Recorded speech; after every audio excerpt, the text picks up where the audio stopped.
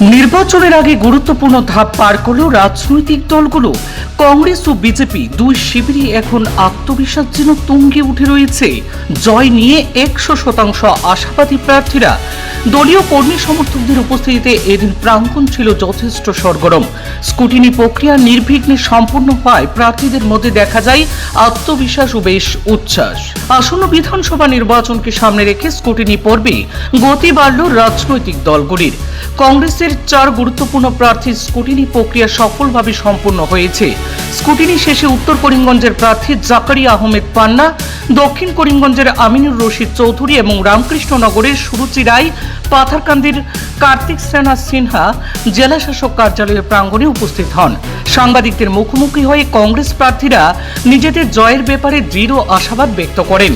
তারা জানান, জনগণের সমর্থন ও আশীর্বাদে আসন্ন নির্বাচনে কংগ্রেস উল্লেখযোগ্য ফল করবে বলে তারা আত্মবিশ্বাসী।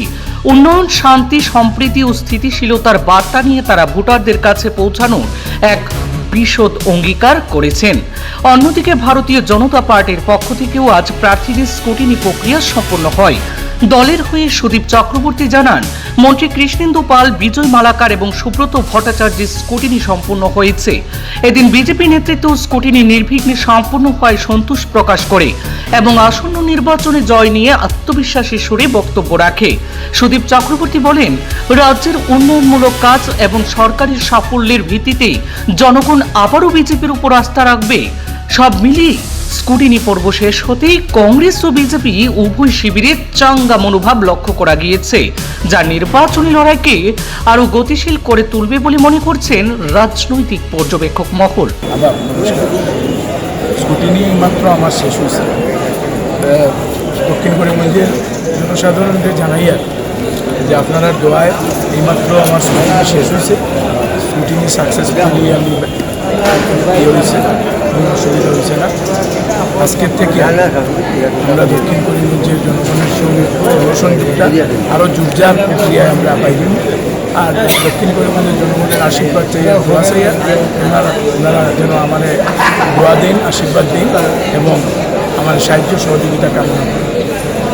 সরাসরি লড়াইটা কার সঙ্গে হচ্ছে? দেখা যাচ্ছে টিএমসি থেকে শুরু করে গতকালকে দেখা গেছে সিদ্দিকের মতো সাপোর্ট করছেন টিএমসিকে। টিএমসির ক্যান্ডিডেট আসলে নামে টিএমসি, আসলে বিজেপির ডেমি ক্যান্ডিডেট। ভোট কাটার কারণে তাদের খাড়া করা হয়েছে। আজকে আমি সংবাদ মাধ্যমে আমি একটা ধিক্কার জানাই যে গতকালকে একটা সোশ্যাল মিডিয়ায় টিএমসি ক্যান্ডিডেট প্রাক্তন বিধায়ক আজিজ আহমেদ খান সাহেবের একটা বক্তৃতা আমরা শুনলাম। জাতপাত নিয়ে তাই যেভাবে বক্তৃতাটা দিলা, এটা নিন্দনীয় নয়। নিন্দনীয় কইলে ওয়ার্ডটা ছোটো হয়ে যায়, এটা ধিক্কার জানাই। আমরা বাবা তারা অনেক দিন থেকে রাজনীতি করছেন দক্ষিণ করিমগঞ্জ জেলাতে। আমরাও রাজনীতির সঙ্গে অতপ্রতভাবে জড়িত আছি। এই জাতপাত নিয়ে যে কথাগুলো তাই কইছেন, জনগণের, দক্ষিণ করিমগঞ্জের জনগণের কাছে এর বিচার থাকলো যে একজন মানুষ, একজন প্রার্থী নির্বাচিত হওয়ার আগেই সমাজটারে ভাগ করার যে প্রচেষ্টায় নামছেন, দক্ষিণ করিমগঞ্জের জনগণ আগামী 9 তারিখে তার উত্তর ইভিএমের মাধ্যমে দিব বলে আমি আশা রাখি। এবং আমাকে আপনার টিএমসির প্রার্থী কইছেন, আরও দু একজনে বলছেন আমি বহিরাগত।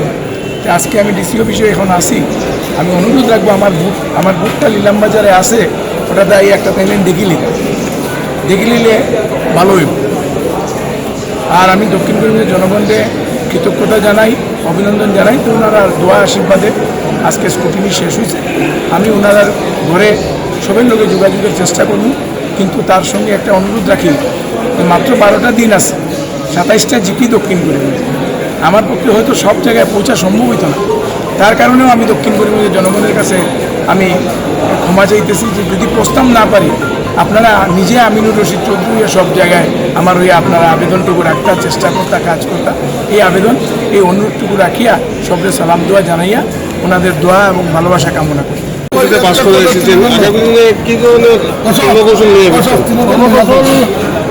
আজকে থেকে আমাদের কাজ শুরু হবে, অফিসিয়ালি কাজ শুরু হবে এবং আমাদের প্রত্যেকটি এলাকায় আরও দৃঢ় হবে এবং আমাদের প্রচার আগামীকালকে থেকে আমাদের প্রচার প্রত্যেকটি এলাকায় আমাদের প্রচার শুরু হবে। কী কী এজেন্ডা নিয়ে এবার নামছেন আপনারা? এজেন্ডা প্রচুর এজেন্ডা, বিশেষ করে নর্থ করিমগঞ্জে তো এজেন্ডার কোনো অভাব নেই। সিভিল হসপিটাল থেকে শুরু করে রাস্তা, সব দিকে আমার এজেন্ডা আছে, তবে আমরা প্রত্যেকটি ক্ষেত্রে আমরা আওয়াজ উঠাচ্ছি। উত্তর কর্মীদের সংখ্যাগুরু ভোটের উপরে আপনার কতটুকু আশা থাকে? সংখ্যাগুরু সংখ্যালঘু বলে নাম নেই, আমাদের কংগ্রেস সেকুলার দল, আমরা সবাই মিলে আমরা কংগ্রেসকে সমর্থন করবো। যেখানে সংখ্যালঘু ভোট বেশি কোনো কথা আসে না। ব্যবধান কত ভোটে থাকবে আপনার? 30 থেকে 35,000 করে মিলে থাকে লড়াই সরাসরি কার সাথে? বিজেপি সরকার।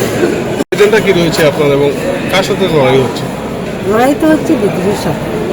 মূল এজেন্ডা হলো সেখানে আমি ভূমিকন্যা এবং 2001-এর আমি জেলা পরিষদ মেম্বার। আর আমাদের যিনি বিধায়ক আছেন ওনার তো হাইকোর্টে একটা কেস চলছে ওনার নাগরিকত্ব নিয়ে। তাই আমার এখানে নাগরিকত্ব ভার্সাস ভূমিকন্যার লড়াই চলছে। দেখা গেছে এখানে বিজয়ের যেটা বিজয় মিছিল ছিল, এটা এক ধরনের বিজয় মিছিল বলা যেতে পারে, এরকমই রাতাবাড়ি মানুষ মনে করছেন। সেই ক্ষেত্রে আপনার কি বলছেন এই মিছিলকে? দেখেন বিজয় মিছিল যেটা, এটা বিজয় মিছিল আমি বলবো না, কারণ ঈদের দিন ছিল।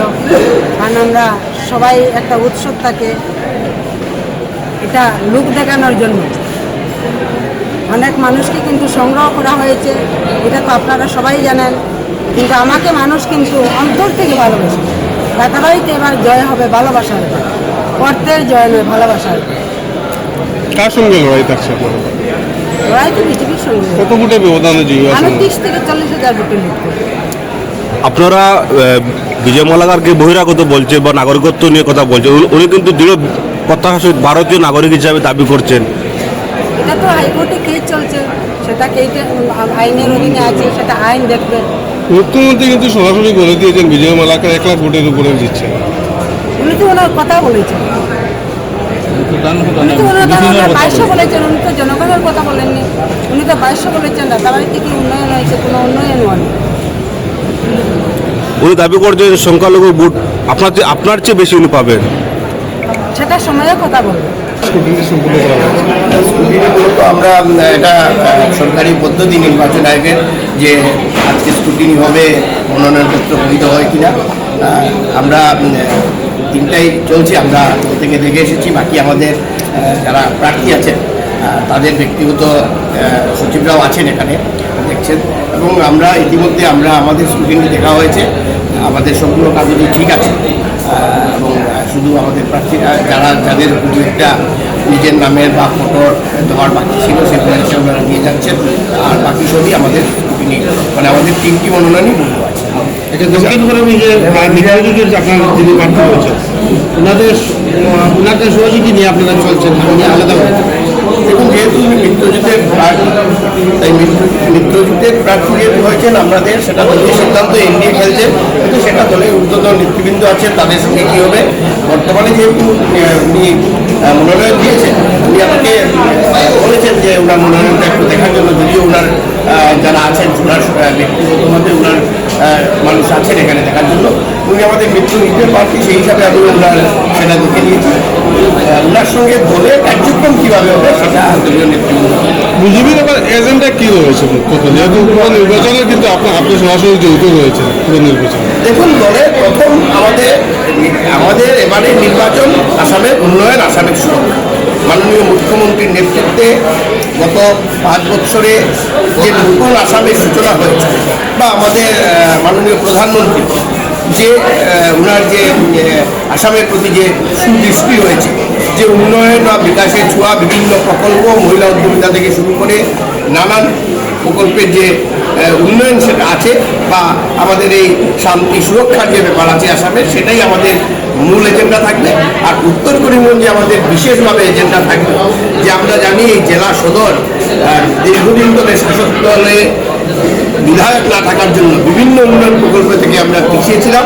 তাই আমরা যারা উত্তর করিমগঞ্জবাসী আছি, আমাদের সকলের এবার দাবি থাকবে যে এই জেলায় রামকৃষ্ণনগর এবং পাথারকান্দি সমষ্টিতে যেভাবে উন্নয়নের ধারা অব্যাহত হয়েছে, সেটাকে সঙ্গী করে আমরা যাতে একসাথে গিয়ে উত্তর করিমগঞ্জের উন্নয়নকে ত্বরান্বিত করতে পারি, দক্ষিণ করিমগঞ্জকেও আমরা ত্বরান্বিত করতে পারি। তাই এই জায়গা থেকে ভারতীয় জনতা পার্টির প্রার্থী সুব্রত ভট্টাচার্যকে উত্তর করিমগঞ্জ থেকে এবং মিত্র দলের প্রার্থীকে দক্ষিণ করিমগঞ্জ থেকে এই কমিশনকে জয়ী করবে, এই আহ্বান জনগণের কাছে।